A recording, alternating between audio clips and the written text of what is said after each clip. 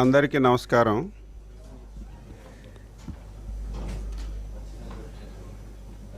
ఈరోజు గొడ్డలపాటి అధ్యక్షుడు విశాఖపట్నం ఉత్తరాంధ్ర పర్యటనకు వెళ్ళారు. నేనైతే నీ మాజీ మంత్రి సీదిరి అప్పలరాజు కుమారుడు ఒక పేద గొర్రెల కాపరి దుబ్బ దానయ్యను మోటార్ సైకిల్తో గుద్ది సకాలంలో వైద్యం అందించలేకపోవటం వల్ల చనిపోయిన విషయం రాష్ట్రంలో ఈ మధ్యకాలంలో చర్చనీయాంశమైంది. ఒక బాధ్యత కలిగినటువంటి పార్టీ అధ్యక్షుడిగా నీ పార్టీ మాజీ మంత్రి కుటుంబ సభ్యుడు కుమారుడు వల్ల ప్రాణం పోయిందని తెలిసి పలకరింపుకెళ్తావని చెప్పి అనుకున్నాను. కానీ నీ జీవితం, నీ గొడ్డలపాటి జీవితం అబద్ధాల పునాదుల మీద పుట్టినటువంటి పరిస్థితి మనందరికీ కూడా తెలుసు. ప్రకృతి వైపరీత్యం వల్ల విశాఖపట్నంలో 7 మత్స్యకారులు గల్లంతయ్యారు. ఒక బాధ్యత కలిగినటువంటి ప్రభుత్వంగా ప్రకృతి వైపరీత్యాలు మన చేతిలో లేవు. ప్రకృతి వైపరీత్యాలు వచ్చేటప్పుడు వెంటనే స్పందించి ప్రజల ప్రాణాలను కాపాడుతున్నటువంటి చరిత్ర కలిగినటువంటి చంద్రబాబు నాయుడు గారు ఇమీడియట్గా స్పందించారు. ప్రభుత్వం ఇమీడియట్గా స్పందించింది. కానీ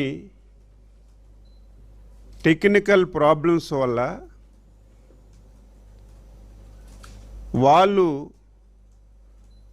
ఏ ప్రాంతంలో బోటు మునిగిపోయిందో తెలియనటువంటి పరిస్థితిలో మనం కాపాడుకోలేనటువంటి విషయం కూడా ప్రతి ఒక్కరికి కూడా తెలుసు.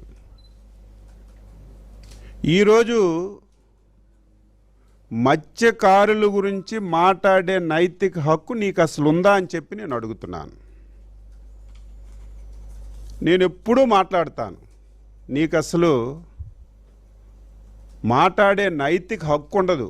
ఎందుకంటే నువ్వేదో ఈరోజు కొత్తగా వచ్చి రాజకీయ పార్టీ పెట్టి నువ్వు మాట్లాడితే దానికి ఒక పర్థం ఉంటుంది. 2 సంవత్సరాల ముందు వరకు ఈ రాష్ట్రానికి ముఖ్యమంత్రిగా వెలగబెట్టినటువంటి వ్యక్తివి నువ్వు. 5 సంవత్సరాల్లో కూడా ప్రకృతి వైపరీత్యాలు వచ్చాయి. 5 సంవత్సరాలు కూడా ఈ రాష్ట్రంలో చాలామంది మత్స్యకార సోదరులు సముద్రంలో వేటకెళ్ళి చనిపోయారు. ఇదేదో కొత్తగా ఈరోజే జరుగుతున్నటువంటి విషయాలు కాదు. మత్స్యకారులు జీవనోపాధికి సముద్రంలోకి వెళ్తుంటారు. అప్పుడప్పుడు అకాలంగా ప్రకృతి వైపరీత్యాలు వచ్చేటప్పుడు చాలామంది చనిపోవడం జరుగుతుంది. నేను స్పష్టంగా అడుగుతున్నాను, 2019 గొడ్డలపాటి అధికారంలోకి వచ్చిన తర్వాత ఇదే విధంగా సముద్రంలో వేటకెళ్ళి ప్రకృతి వైపరీత్యాలు వచ్చేటప్పుడు 275 మంది చనిపోయారు. అదేదో నువ్వే చంపేశావు, నీ వల్లే చచ్చిపోయారని నీ అంత అవివేకంగా మాట్లాడడానికి మేము సాహసించాం. కానీ నీ హయాంలో 275 మంది చనిపోతే గొడ్డలపాటి అధ్యక్షుడిగా నువ్వు ముఖ్యమంత్రిగా ఉండి ఒక్క వ్యక్తికి నువ్వు పలకరించినటువంటి సందర్భం ఉంటే చెప్పు. నీ 5 సంవత్సరాల్లో ఇంతమంది చనిపోయినా ఒక్క వ్యక్తికి నువ్వు పలకరించలేదు. ఈరోజు బాధ్యతాయుతమైనటువంటి ప్రభుత్వంగా 4వ తారీఖు 10:30 గంటలకి మా డిపార్ట్మెంట్కి సమాచారం వచ్చింది. ఇందులో అవివేకం అవాస్తవాలు ఏమీ ఉండవు. 10:30 గంటలకి మాకు సమాచారం వస్తే ఈరోజు ఈ ప్రభుత్వం వచ్చిన తర్వాత ఇటువంటి ప్రకృతి వైపరీత్యాల్లో ఏ ఒక్కరికి ప్రాణ నష్టం జరగకూడదని ప్రతి బోటుకి ట్రాన్స్పాండర్ నిర్మించాం, వాటికి అరేంజ్ చేశాం.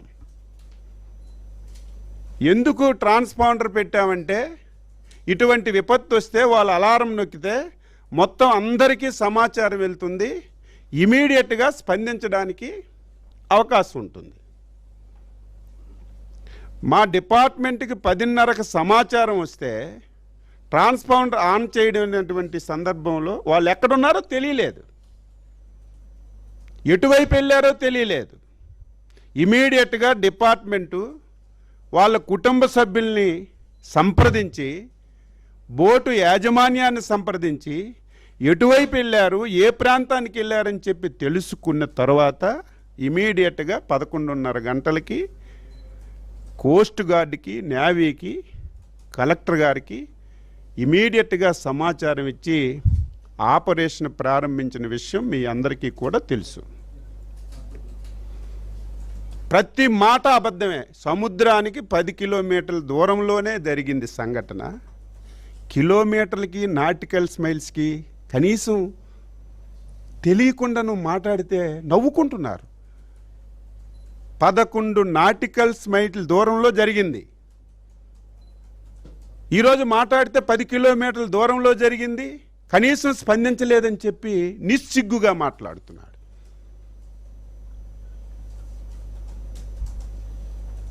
వెంటనే డిఐజీ గారు, నేను ఆ రోజు 3 రోజులు అదే పని మీద ఉన్నాడు, మంత్రులు వెళ్ళలేదు, అచ్చెన్నాయుడు గారు వెళ్ళలేదు. అచ్చెన్నాయుడు ఎక్కడ సంఘటన జరిగిన 6 నిమిషాల్లో ఉన్న వ్యక్తిని. ఈరోజు రాజకీయాల్లో కాదు, 30 సంవత్సరాల నుంచి రాజకీయాల్లో ఉంటున్నాను. ఎక్కడ ఏ ప్రమాదం జరిగినా, ఏ విపత్తు జరిగినా 6 నిమిషంలో ఉన్న వ్యక్తిని. సంఘటన జరిగిన రోజు అనుకోకుండా నా 2 కళ్ళకి క్యాటరాక్ట్ సర్జరీ చేయించుకున్నాను. 1 వీకు బయటికి వెళ్ళొద్దని చెప్పి డాక్టర్లు సలహా ఇచ్చారు, సేమ్ డే. నేను ఆ రోజు చాలా ఆందోళన చెందాను, ఇమీడియట్గా వెళ్ళాలి. వెంటనే కలెక్టివ్ గవర్నెన్స్గా మా మంత్రి కొండపల్లి శ్రీనివాస్ గారికి ఫోన్ చేసి, మా ఎమ్మెల్యేలకు ఫోన్ చేసి ఇమీడియట్గా వాళ్ళ కుటుంబ సభ్యుల దగ్గరికి పంపించాం, పోర్టు దగ్గరికి పంపించాం, అనునిత్యం పర్యవేక్షించాం. హోంమంత్రి గారు వేరే ప్రాంతంలో ఉండి ఫోన్లో పలకరించారు, దాన్ని విమర్శిస్తున్నావు. కలెక్టివ్ గవర్నెన్స్ ఇది. మా మంత్రి వెళ్ళారు, నేను ఆ రోజు క్యాట్రాక్ట్ సర్జరీ చేసుకోకపోవడం వల్ల వెళ్ళలేదు, లేకపోతే నేను అర్ధరాత్రి అక్కడ ఉంటాను. ఈ సంఘటన కాదు, ఈ రాష్ట్రంలో 30 సంవత్సరాల నుంచి ఏ సంఘటన జరిగినా సరే అచ్చెన్నాయుడు అందుకనే ముందే ఉన్నటువంటి వ్యక్తిని. అచ్చెన్నాయుడు రాలేదని నువ్వు నిస్సిగ్గుగా నువ్వు విమర్శిస్తున్నావు.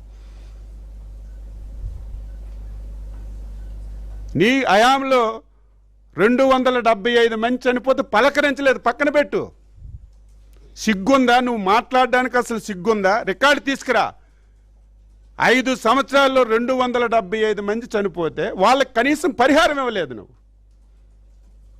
పరిహారం ఎప్పుడు ఇవ్వాలి? ఒక కుటుంబం చచ్చిపోతే 1 రోజుల్లో, 15 రోజుల్లో, 20 రోజుల్లో పరిహారం ఇస్తే ఆ కుటుంబానికి కొంత ఊరట వస్తుంది. నీ హయాంలో నువ్వు పలకరించలేదు, కనీసం పరిహారం కూడా ఇవ్వలేదు. నువ్వు ఉంచేసినటువంటి నీ హయాంలో చనిపోయినటువంటి వ్యక్తులకి అధికారం వచ్చిన తర్వాత 2024లో పరిహారం ఇచ్చినటువంటి ప్రభుత్వం ఎన్డీఏ ప్రభుత్వం, చంద్రబాబు నాయుడు గారు. రికార్డుతి. సిగ్గు లేకుండా, ఎగ్గు లేకుండా ఇష్టానుసారంగా మాట్లాడితే మేము సైలెంట్గా ఉంటాం అనుకుంటాం. నీకు ధీటుగా నేను సమాధానం చెప్తాను, ఛాలెంజ్ చేస్తున్నాను. నువ్వు పలకరించలేదు, కనీసం పరిహారం కూడా ఇవ్వలేదు. మీ అందరికి తెలుసు కదా, నాన్ ట్రేసింగ్ డెడ్ బాడీ ఉంటే దానికి చనిపోయినట్టుగా సర్టిఫికేట్ ఇవ్వాలంటే ఒక విధానం ఉంటుంది. ఒక ఎంక్వైరీ ఉంటుంది, ఒక కమిటీ ఉంటుంది, ఒక 3 మాసాలు 6 మాసాలు చూసి మనిషి ట్రేస్ కాకపోతే ట్రేస్ అవ్వలేదని డెత్ సర్టిఫికేట్ ఇస్తారు. మీ అందరికి తెలుసా లేదు? చదువుకున్నాం కదా అందరూ. ఇది ప్రభుత్వంలో జరుగుతుంది. కానీ బాధ్యత గల ప్రభుత్వం కాబట్టే తరువాత ఏం జరుగుతుందో పక్కన పెట్టాలి. జరిగినటువంటి 42 గంటల్లో ఏమీ చూడకుండా, ఎంక్వైరీలు లేకుండా, ఉన్నారో లేదో తెలియకుండా ఇమీడియట్గా 10 లక్షల రూపాయలు నష్టపరిహారం ఇచ్చినటువంటి ప్రభుత్వం ఎన్డీఏ ప్రభుత్వం, చంద్రబాబు నాయుడు. సిగ్గు లేకుండా 10 లక్షలు ముష్టి అంటావా? నీకు సిగ్గుంది అసలు? ముష్టితో పోలుస్తావా? నువ్వు ఒక పైసా 5 సంవత్సరాల్లో చనిపోయిన వ్యక్తికి కోపం, ఆవేదన, బాధ కలుగుతుంది. మాటలు చూస్తుంటే ఆవేశం వస్తుంది. అన్ని అబద్ధాలు, పచ్చి అబద్ధాలు. నేను ఛాలెంజ్ చేస్తున్నాను, 5 సంవత్సరాల్లో నువ్వు మత్స్యకారులంటే శ్రీకాకుళం నుంచి నెల్లూరు వరకు సుదీర్ఘమైనటువంటి తీర ప్రాంతం. మత్స్యకారు సోదరులు కూడా ఈ పాత్రికేయ సమావేశం చూడండి. నేను వాస్తవాలు మాట్లాడితే వినండి, నేను తప్పు మాట్లాడితే ఎక్కడైనా ప్రశ్నించండి. ఈరోజు గొడ్డల పార్టీ అధ్యక్షుడు మాట్లాడిన ప్రతి మాట అవాస్తవం, పచ్చి అబద్ధాలు మాట్లాడుతున్నాడు. శ్రీకాకుళం నుంచి నెల్లూరు వరకు సుదీర్ఘమైనటువంటి తీర ప్రాంతం ఉంది. 5 సంవత్సరాలు గొడ్డల పార్టీ నువ్వు ఈ రాష్ట్రానికి వెలగబెట్టావు. ఏం చేశావు? బ్యాన్ పీరియడ్లో 10,000 రూపాయలు, సంవత్సరానికి బ్యాన్ పీరియడ్కి ఒక 10,000 రూపాయలు చొప్పున వారికి ఇతోధికంగా సహాయం చేసావు తప్ప 5 సంవత్సరాలు ఒక్క కార్యక్రమం అంటే ఒక కార్యక్రమం చేసావా? చనిపోతే డబ్బులు ఇవ్వలేదు, మేము ఇచ్చాం. డీజిల్కి 9 రూపాయలు సబ్సిడీ బాకీలు ఉండిపోతే మేమిచ్చాం. ఒక్కడికి ఒక వల కానీ, ఒక బోటు కానీ, ఒక తెప్ప కానీ, వల చిరిగిపోతే కుట్టుకోవడానికి దారం కూడా 5 సంవత్సరాల్లో నువ్వు ఇవ్వలేదు. నువ్వు ఇచ్చింది ఎంత? 2019 నుంచి 24 వరకు సంవత్సరానికి 10,000 రూపాయలు చొప్పున 5 సంవత్సరాల్లో 531 కోట్లు తప్ప మత్స్యకారులకు నువ్వేమైనా ఇచ్చావా? ఒక్కటి ఇచ్చావని చెప్పు, ఛాలెంజ్ చేయి. నేను ఛాలెంజ్ చేస్తున్నాను, ఎక్కడికి రమ్మంటే అక్కడికి వచ్చి మాట్లాడతాను. మేము మాట ఇచ్చాం, నువ్వు 10,000 ఇచ్చావు, మేము 20,000 ఇస్తామని మాట ఇచ్చాం. 2 సంవత్సరాల్లో మత్స్యకారు సోదరులు కూడా తెలుసుకోవాలి. నువ్వు 5 సంవత్సరాల్లో 531 కోట్లు ఇస్తే 2 సంవత్సరాల్లో 511 కోట్లు ఇచ్చాం. ఏది మత్స్యకారులకు మేలు చేస్తున్న ప్రభుత్వం? మళ్ళీ పాత పద్ధతులన్నీ పునరుద్ధరించాం. చచ్చిపోతే ఇమీడియట్గా 10 లక్షలు ఇస్తున్నాం. మొన్ననే 200 బోట్లు, ఒక్కొక్క బోటుకి 1 కోటి రూపాయలు ఖర్చు పెట్టి 40% సబ్సిడీతో మళ్ళీ ఇస్తున్నాం. ఈ రకంగా మత్స్యకారులకు మేము చేస్తే పచ్చి అబద్ధాలు మాట్లాడుతున్నాం, పచ్చి అబద్ధాలు.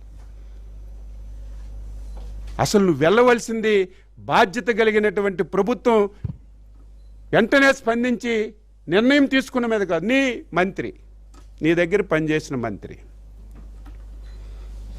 గొడ్డల పార్టీ నువ్వు ఎందుకు పెట్టావు? నువ్వు అంతే, నీ పార్టీ వాళ్ళు అంతే.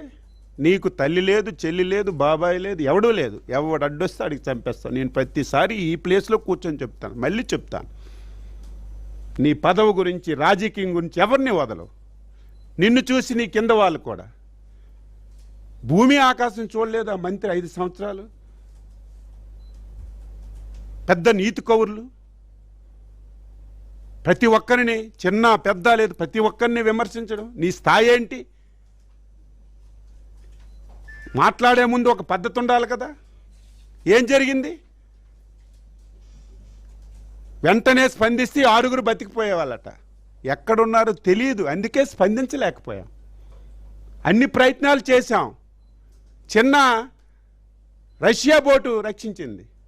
ఏం కాదని ఎవరన్నారు? ఆయన ఈదుకొని వస్తే వెంటనే రష్యా బోటు తగిలింది, రష్యా బోట్లోకి ఎక్కాడు. ఆయన్ని ఇదిగో తెస్తున్నాం, అదిగో తెస్తున్నామని గంటలు నడిపామట. హెలికాప్టర్ పంపిస్తే సార్ వాతావరణం అనుకూలించలేదు, బోట్లు పంపిస్తే అనుకూలించలేదు. అంటే ఆ సమయంలో వెళ్ళి ఇంకొక నష్టం జరగకుండా అనునిత్యం మేము పర్యవేక్షించి ఎప్పుడైతే సైక్లోన్ కంట్రోల్కి వచ్చిందో ఇమీడియట్గా హెలికాప్టర్ పంపించి తీసుకొచ్చాం.